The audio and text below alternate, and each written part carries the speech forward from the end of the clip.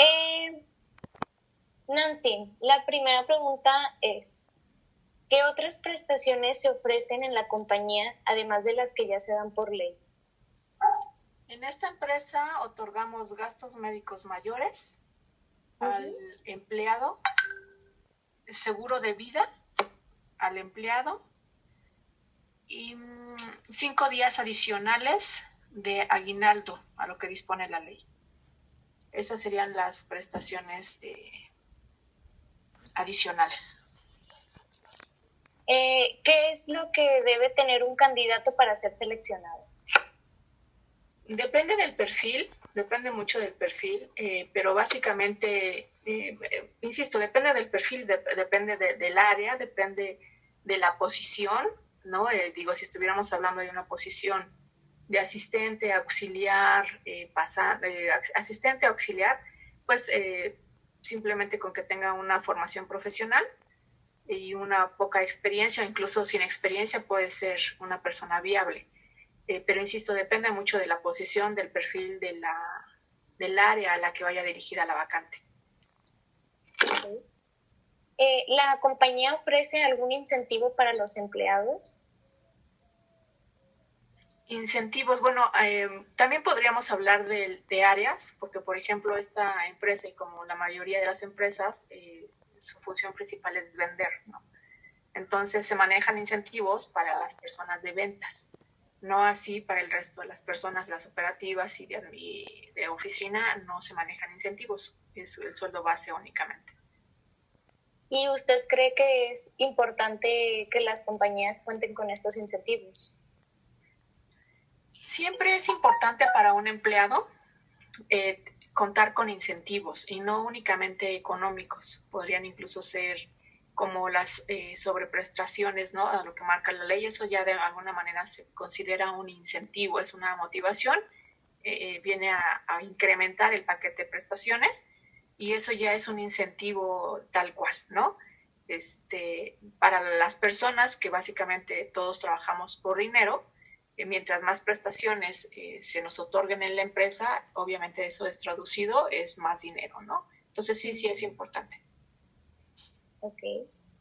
¿Constantemente buscan mejorar el ambiente laboral para mayor comodidad de los empleados? En, es muy complicado, por ejemplo, en la empresa en la que nosotros, de la que estamos hablando, el 90% de la gente está en área de ventas. Entonces, ni siquiera tienen un lugar en oficina, ¿no? Sino que están en trabajo de campo, básicamente.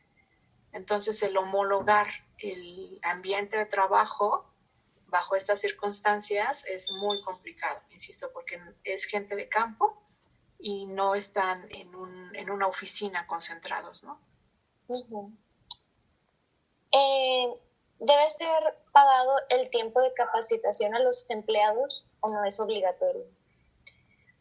La capacitación es obligación del patrón, siempre. Es una obligación que el patrón dé capacitación a los empleados constantemente y por ser obligación del patrón, se entiende que sí debe ser la capacitación otorgada dentro del horario laboral. Sin embargo, hay personas que aceptan gustosamente tomar la capacitación fuera de esos horarios laborales porque al final esa capacitación se traduce en una mejora profesional y personal para la misma persona, ¿no?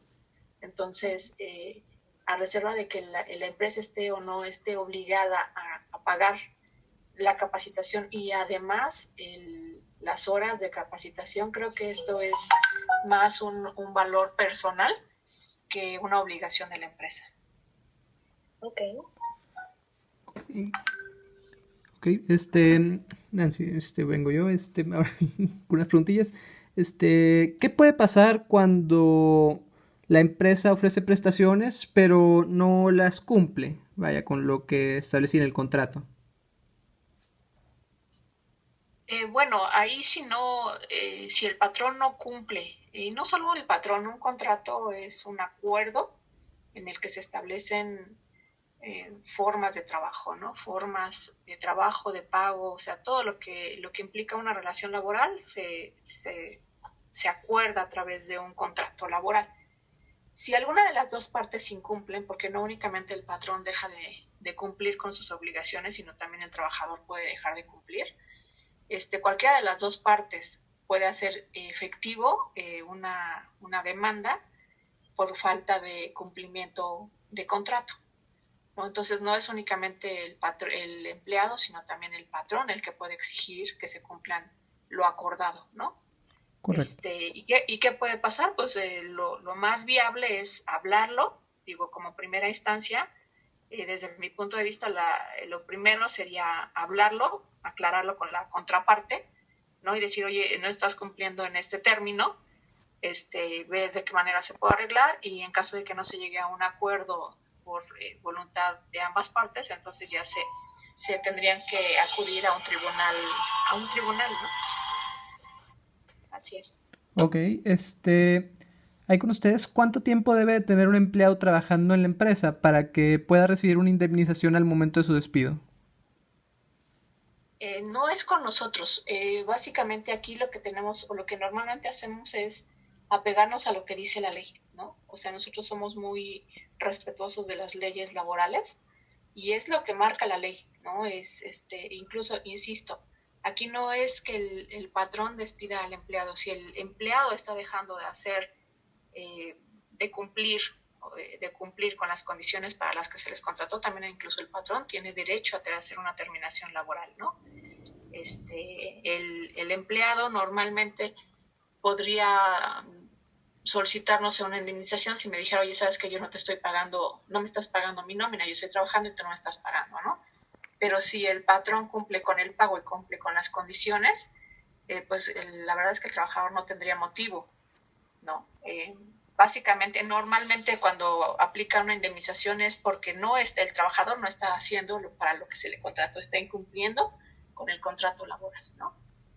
Y ahí es donde entra el conflicto, ¿no? Porque el empleado va a decir, yo estoy cumpliendo, y el patrón va a decir, tú no estás cumpliendo, y entonces ahí es donde se busca una indemnización, que si el patrón está de acuerdo, pues se pagará.